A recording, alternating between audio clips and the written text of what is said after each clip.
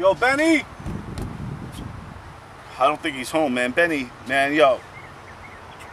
Yo, what's up, everybody? I'm MC Savant from the Cankersaurs. You can catch me on funnyordie.com/Cankersaurs, K-A-N-K-S-O-R-Z, you know what I'm saying? But right now, it's all about Benny TV. Yo, because my boy Benny the Gagoots got his own show. And I just want to give a big shout out to Benny. And in honor of that, I'm going to do a dope-ass freestyle, man. So he's got to figure out what rhymes with Benny. Benny. Benny. What rhymes with Benny? Benny.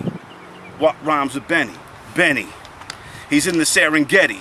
He's hunting for a Yeti and he's always on the ready. And Benny's always merry when he's eating his spaghetti. But right now he's in the desert, so his palms are kind of sweaty. His good friend Freddy, he brought him that Ben & Jerry. And Yetis, they love the Ben & Jerry. So Benny caught that Yeti and we all threw confetti. Yeah, Benny. Benny TV, baby. Yeah, Benny TV, baby. Welcome to Benny TV. I'm your host, Benny Rizzuti, and here's your host, Ryan Rizzuti. Hey, Hey. how's it going? I'm Ryan. And tonight, we have a special since last week was the beginning of baseball season. We're doing the baseball episode. Baseball! Baseball movies galore. Baseball movies, couple of baseball TV references, mostly baseball movies. Yeah, some TV references, and basically movies. Not really. There's a lot of baseball books. Some of these movies were based on those books. Oh, yeah. So, it's just fun. Baseball's back. That means the summer is coming. Yes. The boys of summer, America's favorite pastime. Most of the time. Most of the time. Most of the time, America's favorite pastime. Okay. America's favorite pastime of the summer. Yes. Yes. And America's other favorite pastime is watching movies. And we've got That's very true. And we've got some great baseball movies to talk about. Yes, we do. We do. We have a lot. And so I was putting together a list, and I looked up the list of movies that are considered. I don't know who considered some of the top movies. Top baseball movies. Top baseball movies. Some of the top ones. One of them was Bull Durham, which I like. Oh, we're going to start right off with this? No, we could talk about it. All right, so in preparation for this episode, I watched Bull Durham for the first time, and that movie's not that good. It's not really that much of a baseball movie. It's about Susan Sarandon being an old whore, sleeping around with all the baseball guys. It's not that much about baseball. Yeah, it's where Tim Robbins and Susan Sarandon met and they fell in love and they got married. Beautiful story.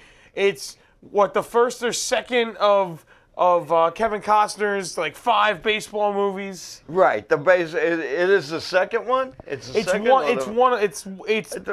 It's the first or the second. I think it's the first. And Kevin Costner, yeah, he likes making baseball movies. He looks like a baseball player, so that's what fits. I enjoyed Bull Durham. I won't say if there was like, if you said, let's sit down and watch a baseball movie, that wouldn't be the one I would pick to sit down and watch. But a lot of people like it because like when he's supposed to take Tim Robbins under his wing, and Tim Robbins is a pitcher. Mm-hmm. And he's supposed to explain to him what you do when you get to the show. They call the Major League the show. So they're in the minors. And he's a minor league veteran who's only been in the majors for a month. Right. Or like 23 days. He's like the best 23 days of his life, something like that. Right. It's something like that, where he's only spent a couple of days in the major leagues. And he's just been, for like 10 years, has just been trying to get back to the majors. Right. And he's kind of trying to use Tim Robbins to get there. Yeah. And he set some records in the minors that he doesn't want anybody to know about it. Yeah. So I like it. I think some of the scenes I like is him taking Tim Robbins under his wing, and then also, and he tells him the quotes. These are baseball quotes. And they're the quotes that everybody still uses to this day. So that's funny. And the other thing is the superstition in baseball. They covered that. So which a lot of people. A lot of stuff covers a lot of stuff covers that. Always Sunny in Philadelphia covered the superstitions in baseball.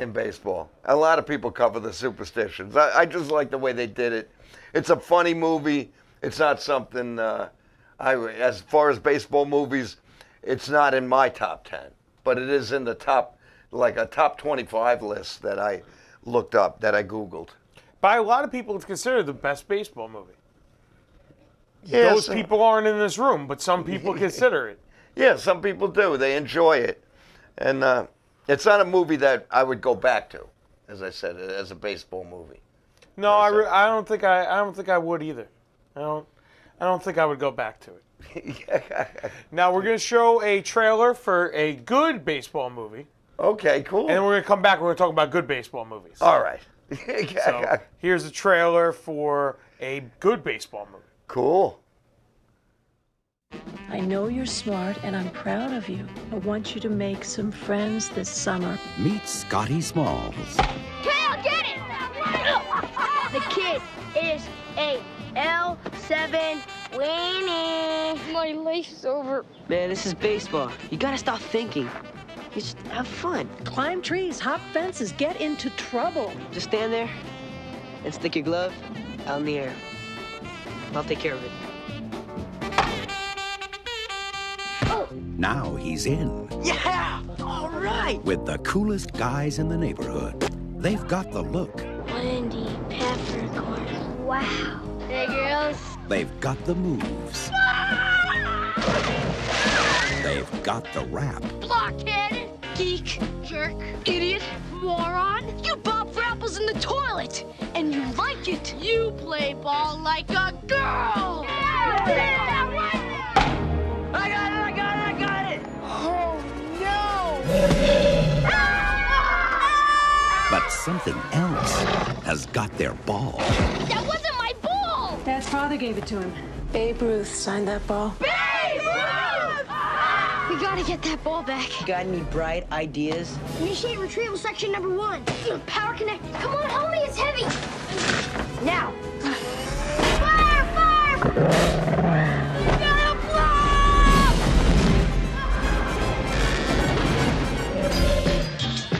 There he is! Mommy, look, a doggy. Ooh, a big doggy. 20th Century Fox presents Hey guys, it's the Sandlot babies. You're the ones that making all that racket.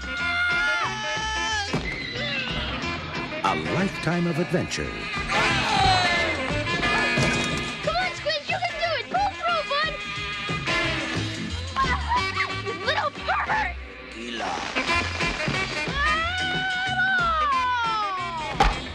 The Sandlot. A little piece of paradise, a half a block wide, and a whole season long. Scotty, have you made any friends yet? Oh, I'm sorry, Mom.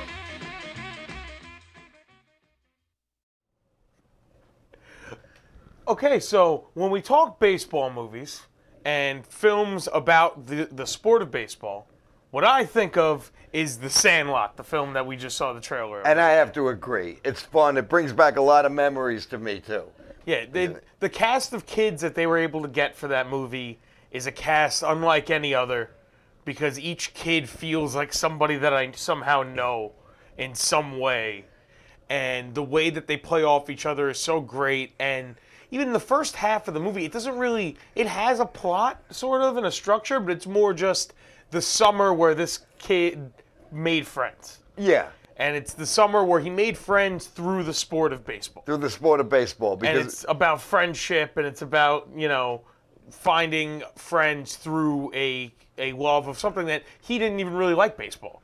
Right. He doesn't like baseball. He has a plastic glove when he starts and a giant fish hat with a giant it's brim. like a duck hunting hat. Yeah, or it's like a big fishing hat. A fishing hat, yeah. And then he becomes what he becomes by the end of it, where, spoilers for The Sandlot, the movie's like 25 years old, he becomes a sports commentator by the end of the movie. He becomes, when it ends, him and his best friend Benny. Benny plays for the Dodgers, and he's a commentator. And he's the commentator, yeah. And also, what I liked about it is that without them making a big deal about it, they have a game where they play these Little League kids. Mm-hmm. And in that game, you see that this kid you've been following is a pretty good baseball player now. but they never have to come out and say, "Wow, you know, Smalls, you're pretty good." Yeah, but he gets better. He gets better, and he's never the best player, but he can hold it. He can hold his own in the Sandlot. Yeah, exactly. And what I also like about it is, you know, growing up on Long Island, my friends and I, we would do that. We didn't have phones to play with or any, so we would go outside and play baseball. We had fields.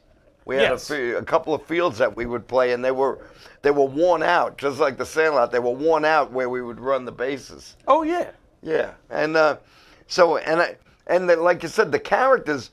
It's such a great cast. There's a chemistry that you believe they're friends. Oh yeah, no, you feel like these kids have been friends their entire lives, and he kind of jumps into this friend group. And, you know, Smalls is the main character, but he's also the audience surrogate of you're new to this group of friends just like he is, and they're introducing you to the world, and I only know what s'mores are because of that movie. Oh, really? That's how you learned about s'mores? That's how I learned about s'mores, because he accurately shows you, Ham shows you how to make a s'more when they're having the camp out in the treehouse, when they tell the story of the beasts. Yeah. Like you said, there's a first half of the story that doesn't seem like a plot, but then in the second half, you get this plot, and it's fun. And yeah, the s'mores thing, I did. Now that catcher, he has a catchphrase that is never forgotten. That is. Well, I mean, he's got a couple of catchphrases. One they try to forget now, and then one that's never forgotten, which is the one I have a shirt of. Which, if I didn't wear it like a day ago and didn't get like sauce on it, I would have worn it today.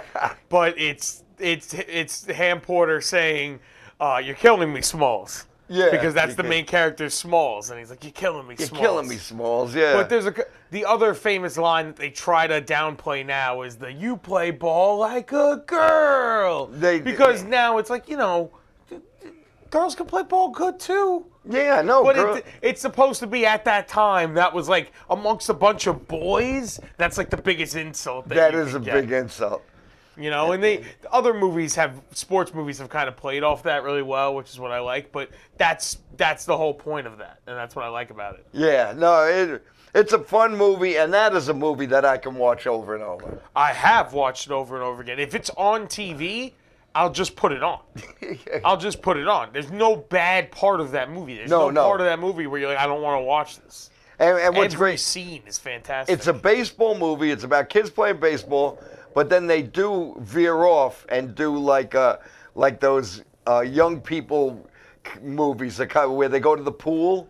That day they go to the pool. That's a funny scene there. That's a great scene, and it is an all-around fun movie. It's a great baseball movie.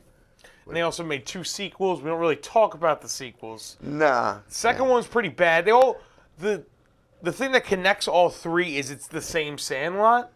But the third one, it's the same Sandlot, but they have the kid who played Squints comes back, and the character of Benny's back, but I don't think it's the same actor. No, it's an older it's time version. Travel. It's a guy who plays for the Dodgers who was part of the Sandlot when he was a kid. He gets hit in the head, and he gets knocked back to his child self. And he goes back in time and tries to right the wrongs of his friendships from all the years gone. The Sandlot was destroyed, and he tries to fix it.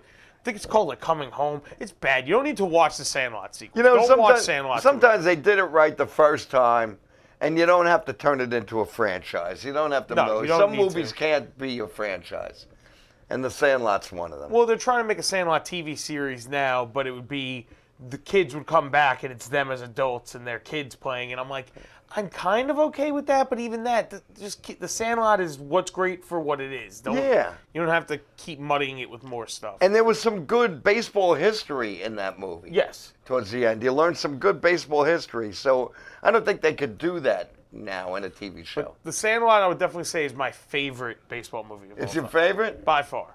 It's up there. It's one of my favorites. By far my favorite baseball movie. All right, so we're going to show another trailer.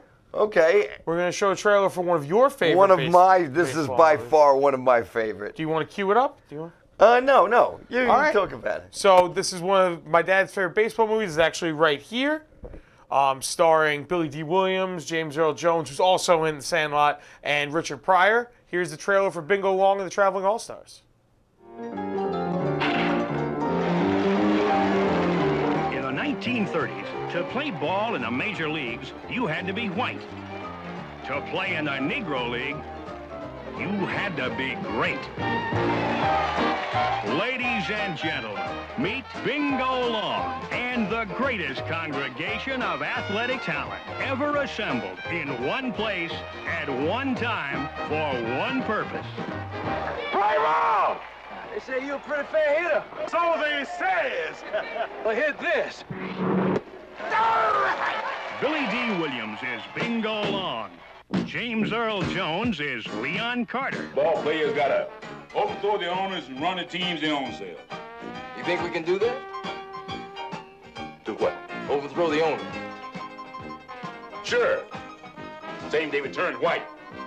Richard Pryor is Charlie Snow. From now on, I'm going to be known as Carlos Navarro. I'm going to break into the majors as a Cuban. He can hit, he can run, he can score. Buenas noches, senora. Can I buy you a drink? The Bingo Long, traveling all-stars and motor kings. What you gonna do about this mess, Sally Potter? It's your picture what's leading this band of detergents. Your all-stars against mine. One big game down in St. Louis. Barnstorming in the 1930s. It was daring. Just drop me off at the baseball practice. It was demoralizing. Come on, this wonderful lady.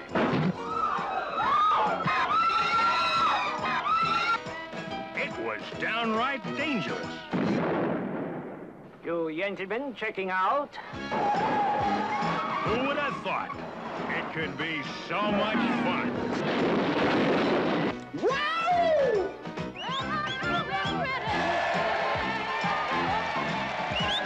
Now we got to ruin that team before they're gonna ruin us.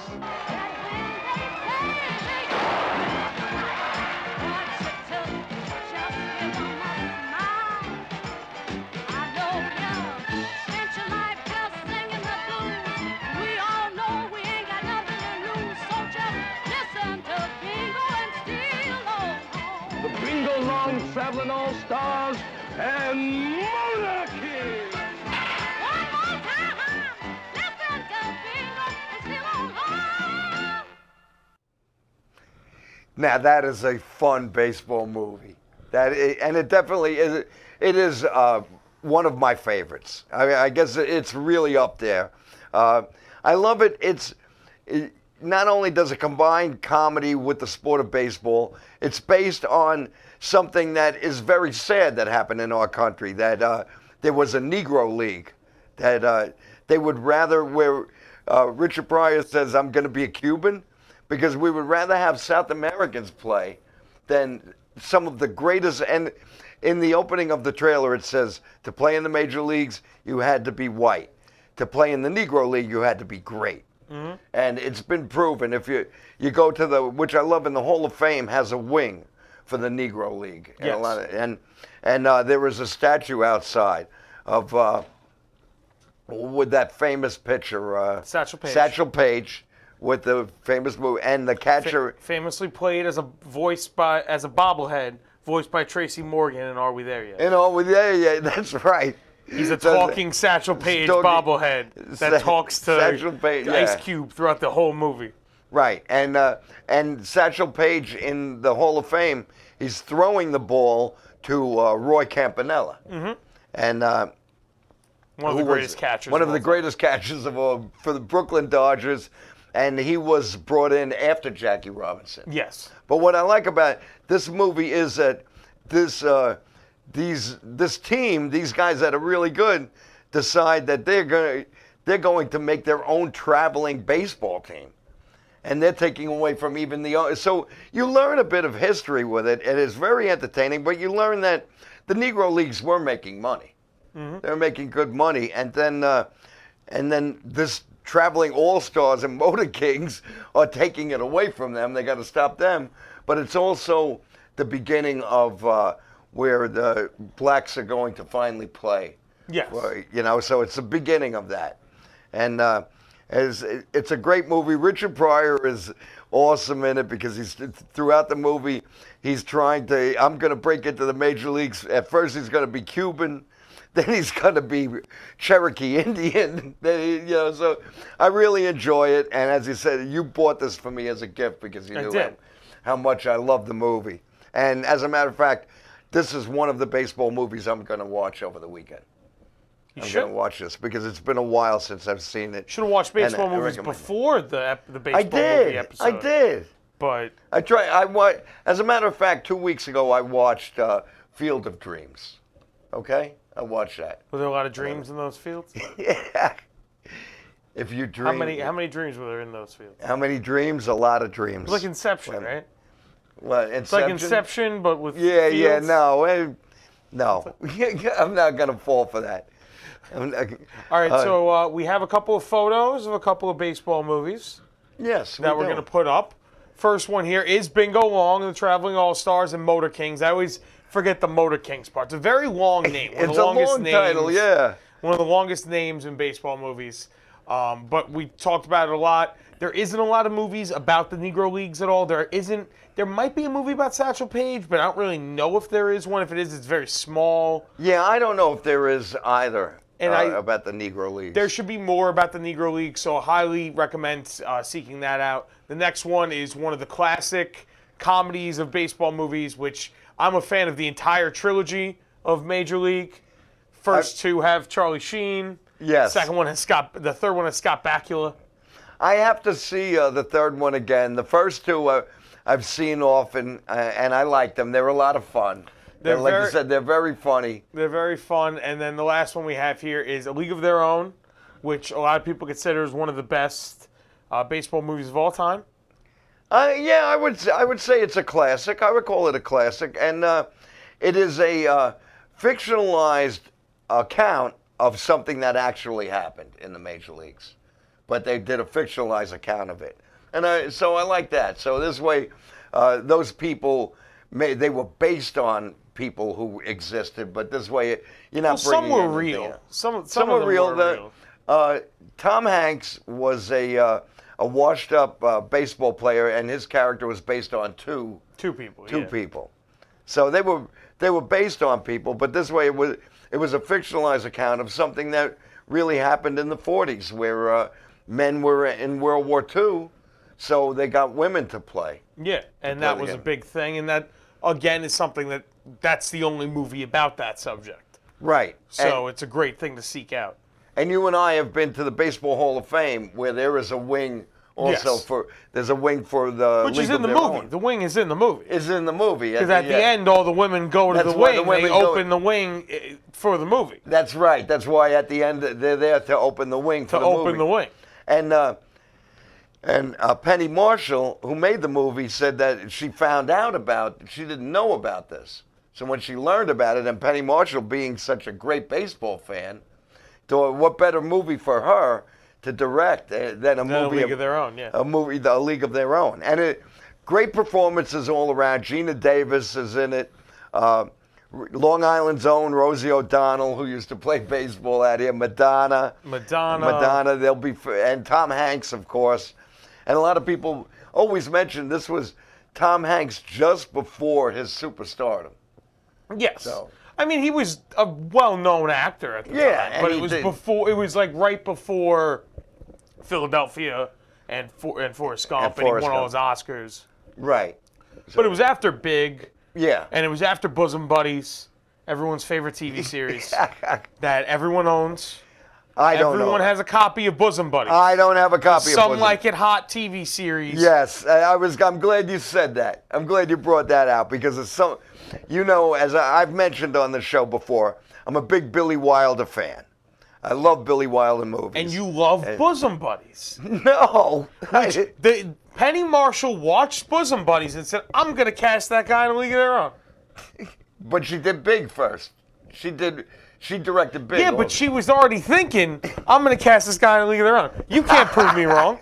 You can't prove me wrong. I can't, but... you can't prove me wrong. Some Like It Hot is not a baseball movie, but... so we're not talking about it. That's why I already went off the subject and you're going back. I'm going back.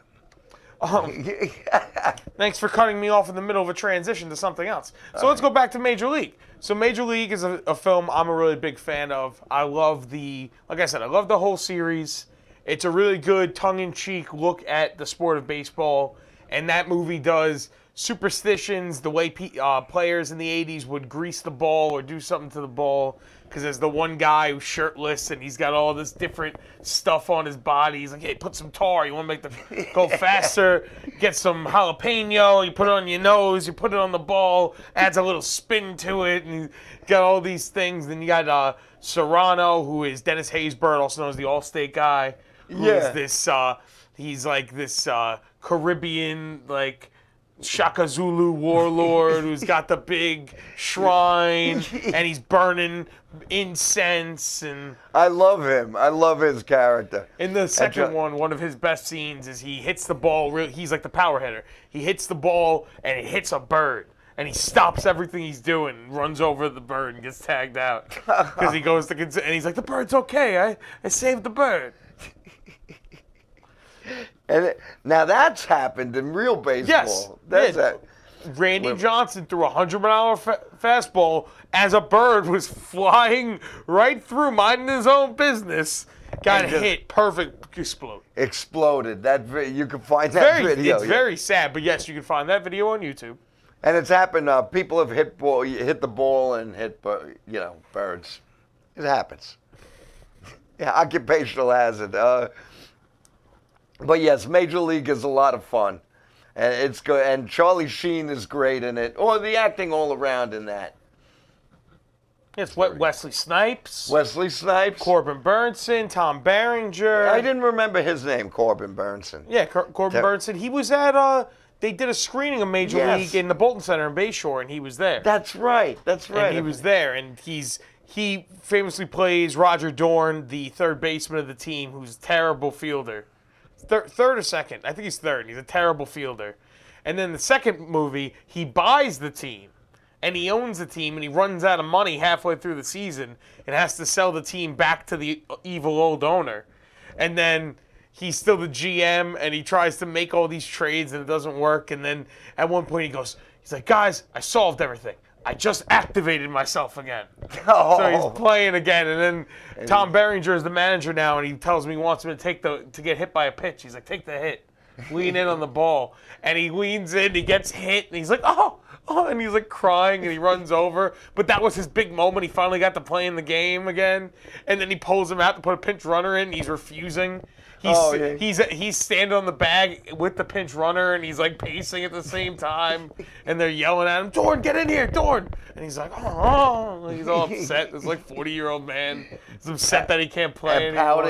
He's pouting about it. And the character of Ricky Vaughn, Charlie Sheen's character of the Wild Thing. Yeah. They find him in a state penitentiary, because the whole plot of the movie is the original owner of the team wants the team to tank so badly that she can sell the team to Florida and move the team to Florida, which I don't think is a thing that you can do. You can't purposely tank the team so you can move them to a different state. That's not really how it works. No, but at that time I don't believe there was a team in Florida. I don't think there was at the time.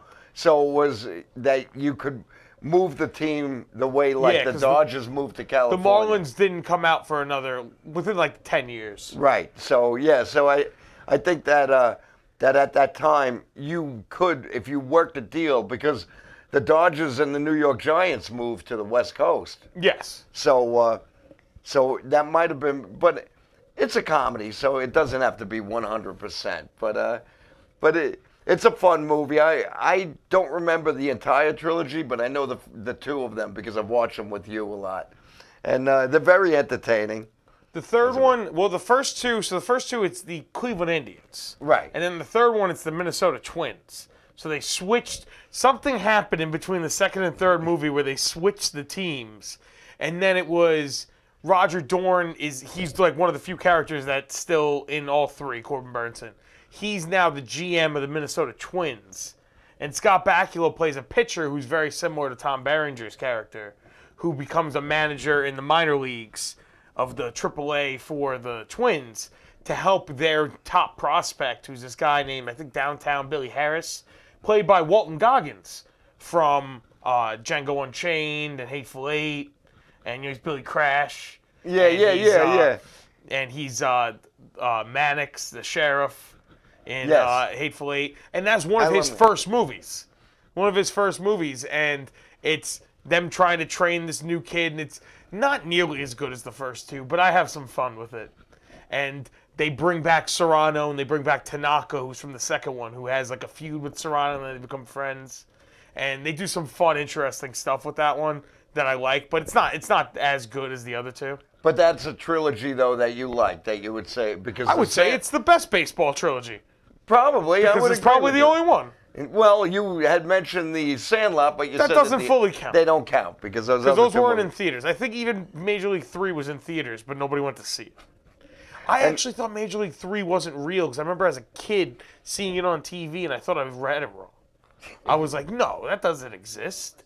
They didn't make that. And I was like 15. It was like 3 o'clock in the morning. I must be hallucinating. And then years later found out I wasn't hallucinating.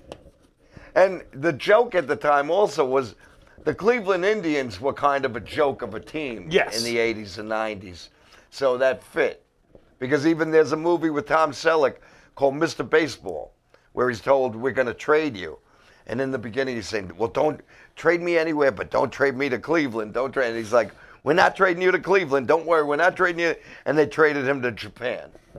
Which and that's an interesting movie because I think we both said it's not the best movie, Mr. Baseball with Tom Selleck. Yes. But it's a good education of someone else's culture, of the culture of Japanese baseball. Yes. Which has only been talked about in 2 movies, and that and the third Bad News Bears, which we can talk about in a second, that trilogy. That's another trilogy, so there is another baseball trilogy. Okay, I was wrong.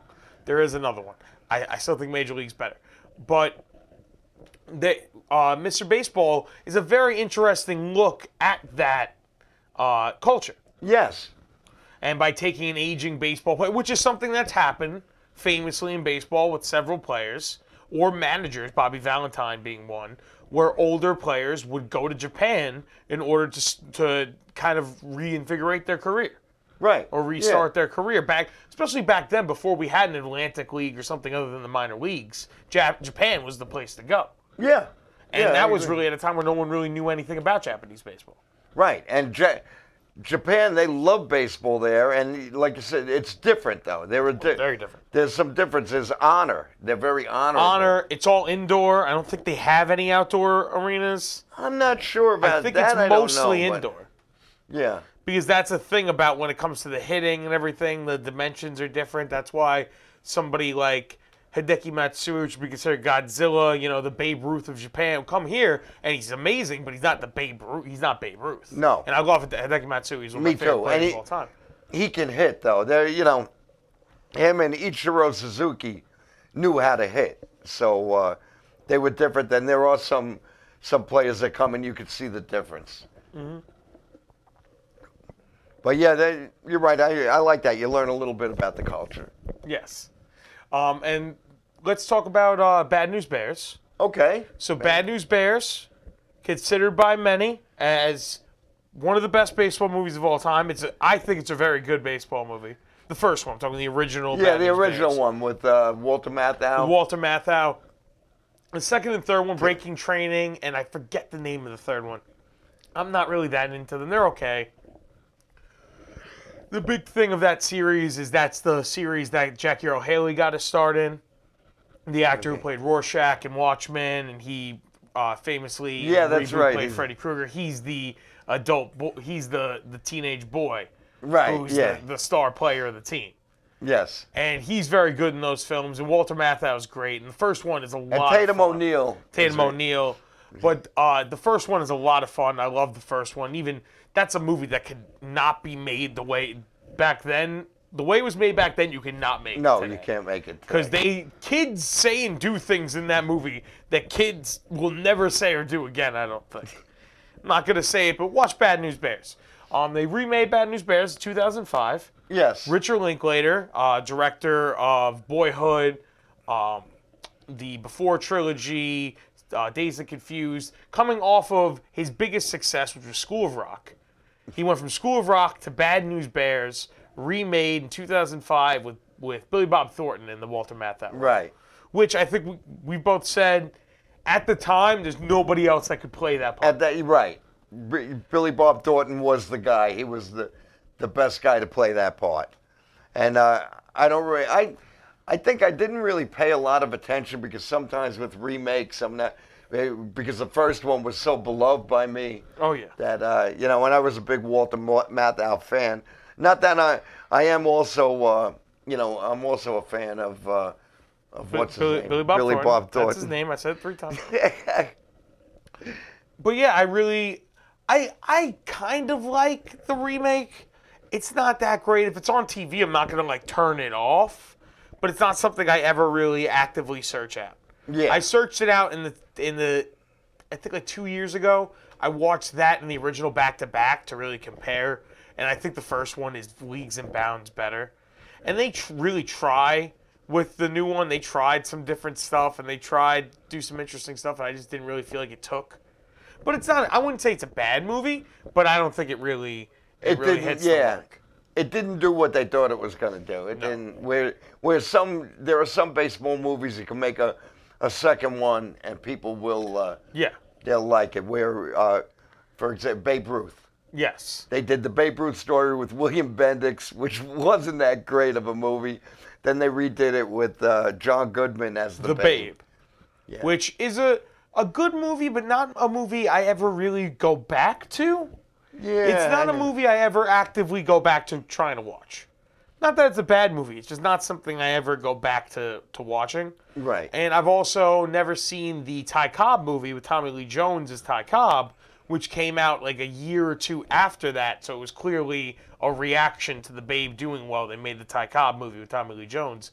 But I don't think that me not seeing it was me not wanting to see it. I think it's just they never showed it on TV growing up. It was never really around. It was not that accessible for me to watch. I agree with you because I haven't. I saw it when it first came out. I had seen it, and I don't 25 years ago. 25 years ago. So, and I don't remember it that well, and I wanted to see it again. And as you said, it's not. There's no accessibility to it. It's not like around all the time. Mm-hmm. Because that's a movie I'd like to see. Tommy Lee Jones coming off of an Oscar. It was right after The Fugitive. Right after The Fugitive. It was right after The Fugitive. So it was when he was really just hitting his peak as a star. Because it was that, and then a few years later he would get Men in Black and a couple other movies. But I would say the pinnacle of the baseball movie was the late 80s to the mid to late 90s. It was probably the pinnacle of baseball movies, and I think a lot of the ones that we've said were in that time frame. I think Bingo Long might have been a little bit earlier. Might have been late 70s. Yeah, Bingo Long was earlier, but most of the other ones were late 80s to mid to late 90s. That was like the sweet spot. Yeah, and go ahead. No, go ahead. You were saying? No, yeah, I was going after you. Okay, there was a movie that came out in the late 80s, early 90s of 8 Men Out, yes, which I like, which is about the Black Sox, the White Sox who they threw the World Series. It was fixed. The World Series was fixed, and that came out at the time because they were coming out with these comedy baseball movies, and then John Sayles wrote and directed, and it's loaded with stars. Charlie Sheen again is in this movie, and John Cusack, and that came out at that time. I don't know how well it did in the box office, but that's a movie I really like because that's an educational baseball movie. Yes.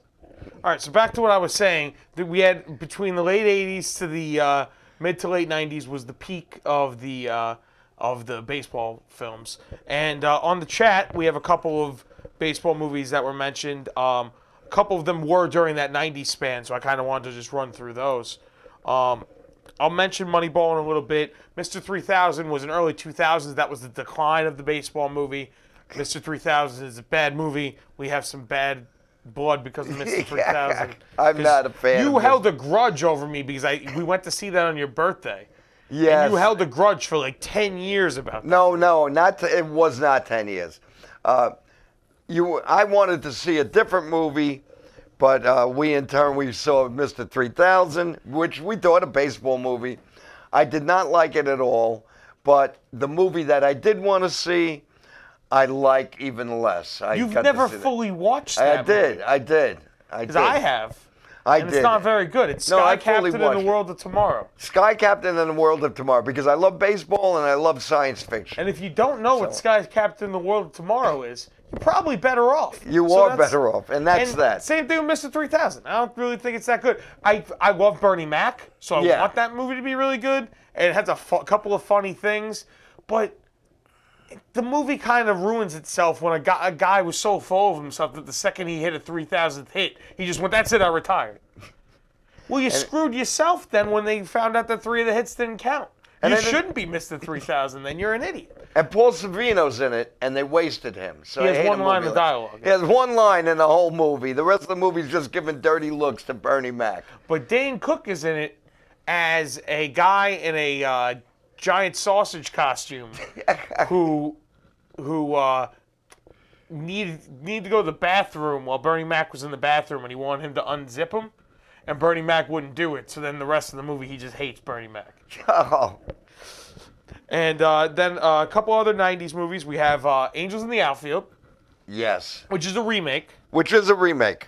It's a remake, but Angels in the Outfield, that kind of hits in the trifecta of baseball movies, I like to call it, of the kids' baseball movies. So within, I think, either the same year or within 2 years of each other, you had Rookie of the Year, Little Big League, and Angels in the Outfield.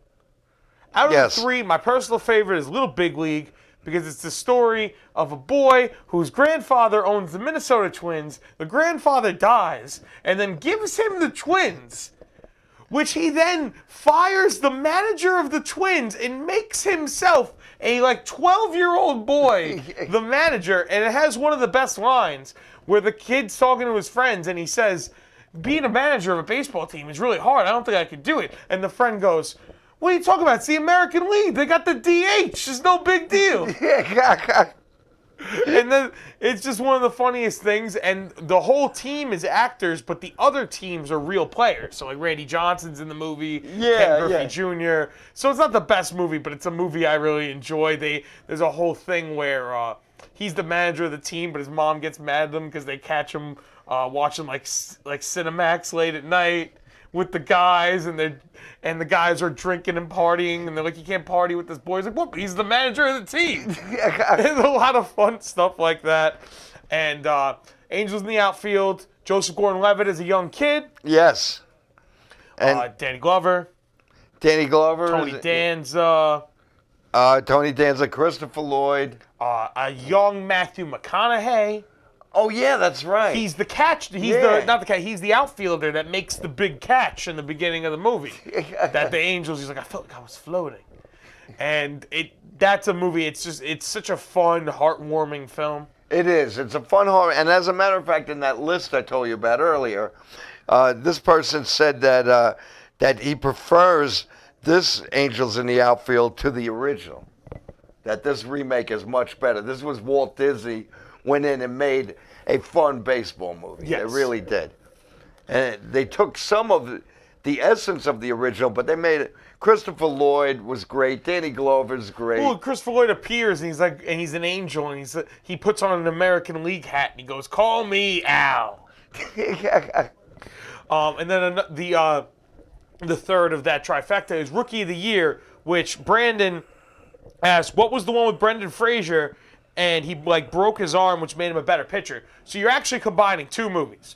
You're combining Rookie of the Year, which was Thomas Ian Nichols from American Pie, and you're combining the Brendan Fraser film The Scout, which nobody remembers, which is Albert Brooks and Brendan Fraser, where Albert Brooks is a scout for the New York Yankees, who is sent on a fool's errand to find baseball players in Africa. And he stumbles upon Brendan Fraser, who's the greatest pitcher to ever live, and he throws a no-hitter in the World Series, but he's insane. He has all these mental problems. They have to talk him off the roof of Yankee Stadium.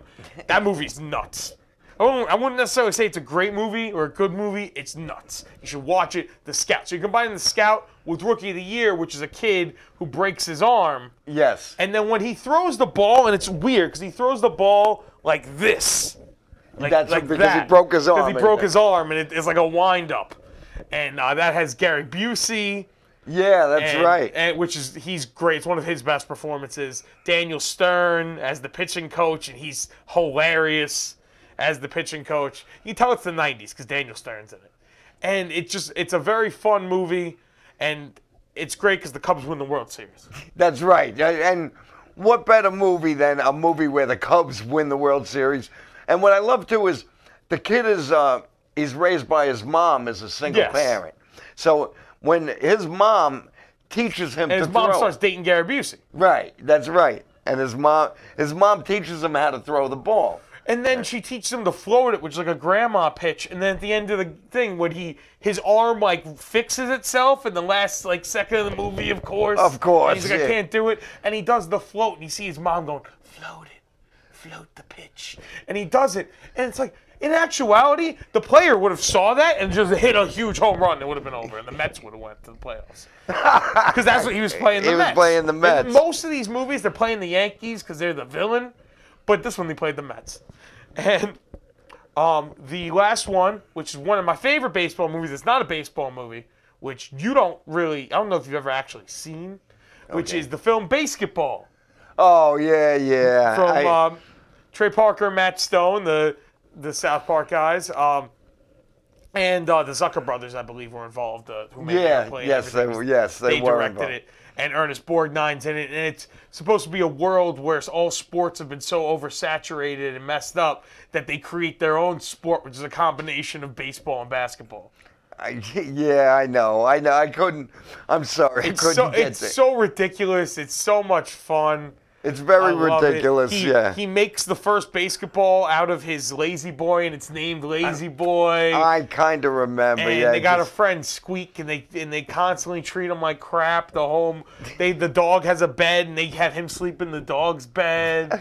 And they're constantly beating him up, and he's getting hurt. And Ernest Borgnine's this like crazy old Texan. He dies just at in the World Series. He's about to make the game-winning shot and sees Ernest Borgnine dying, so he misses the shot. Oh man, I couldn't get into it. Just the name itself, Basketball. It has a lot of fun stuff. I'm a big fan of Basketball.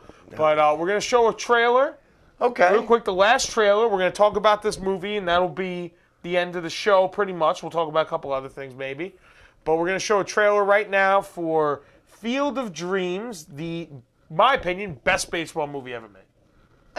It's up there. I would say it's up there. It's an awesome movie. All right, here we go, Field of Dreams.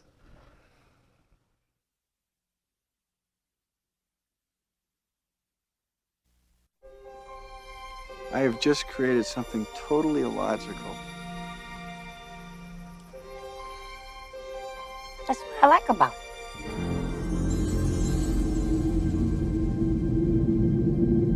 If you build it, he will come. If you build it, he will come.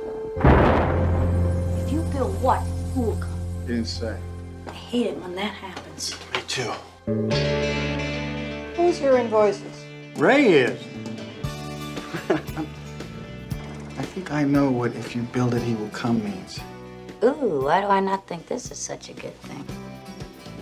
Daddy, there's a man out there on your lawn. Are you a ghost? What do you think? You look real to me.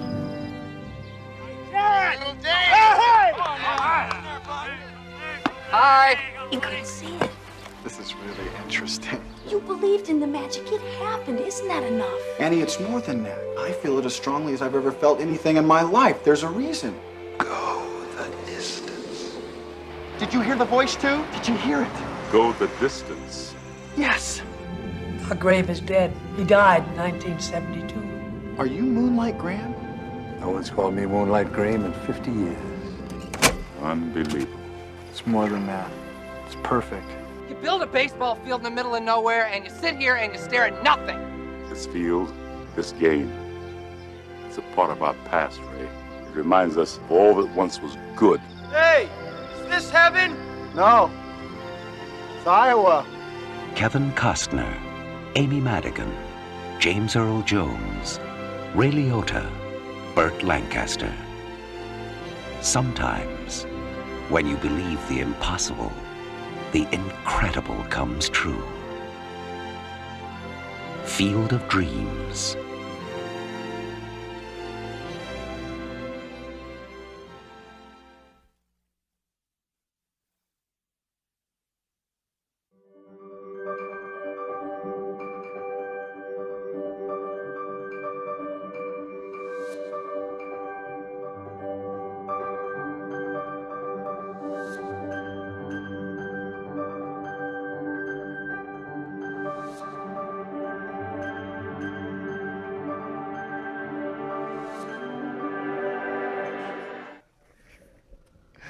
And we're back. Don't mind that little beginning. I took that from a YouTube page. I usually cut out the bottom.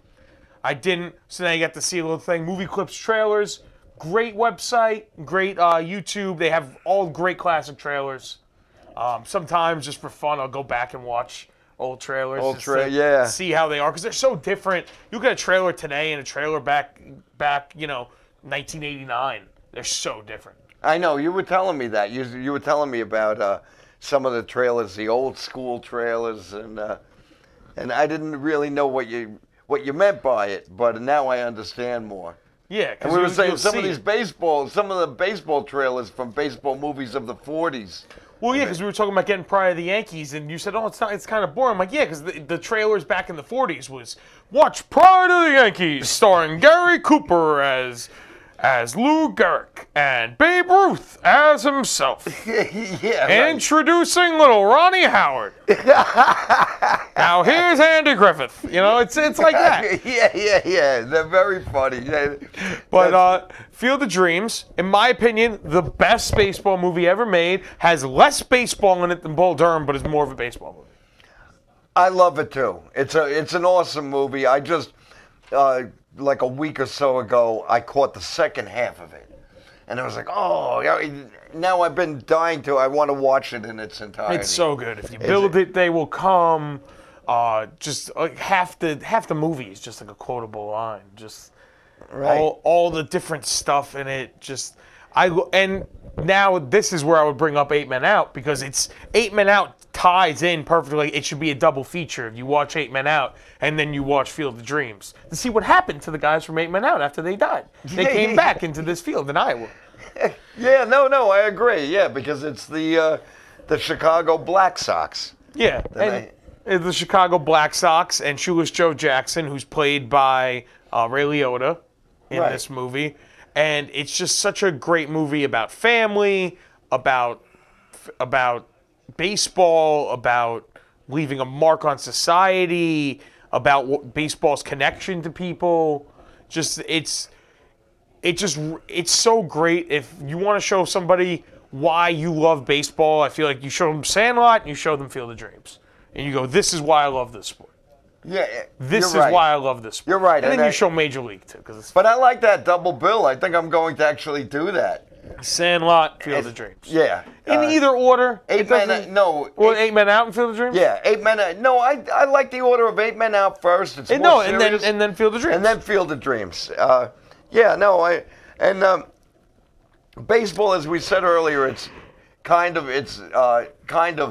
America's favorite pastime, and baseball is used in so many movies. Yes. There are, so. I know people are going to get mad. We didn't mention Fever Pitch because we're Yankee fans. I will say I did see Fever Pitch in theaters because I like the story. I don't like the fact that it's about the Red Sox, but I like the story of someone who's so obsessed with a baseball team that he has to go to every single game that he has tickets for. Like I love the idea of the movie. I'm going to tell you, I saw the movie once. I don't know if I'll watch it that often, but it is an amazing movie. It's a good movie. I like Fever Pitch. Because like everyone knows, Boston is a baseball town. They were through a drought of 80-some-odd year drought. That's all we have to say about that. And then that's it. So awesome movie though, very good. And another with Boston, I think you should watch that and then just watch the second half of The Town where they rob Fenway Park. And they have a shootout in Fenway Park. Because nothing makes me more excited than seeing the Red Sox get robbed.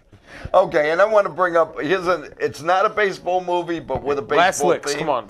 Last Licks, Finding Forrester. Finding Forrester, not really a baseball movie, but baseball does have elements in the film. And there's a great scene where they're standing on the mound. In the middle of Yankee Stadium, which is a very good scene. And Yankee Stadium does play a part in that movie. Yes. That's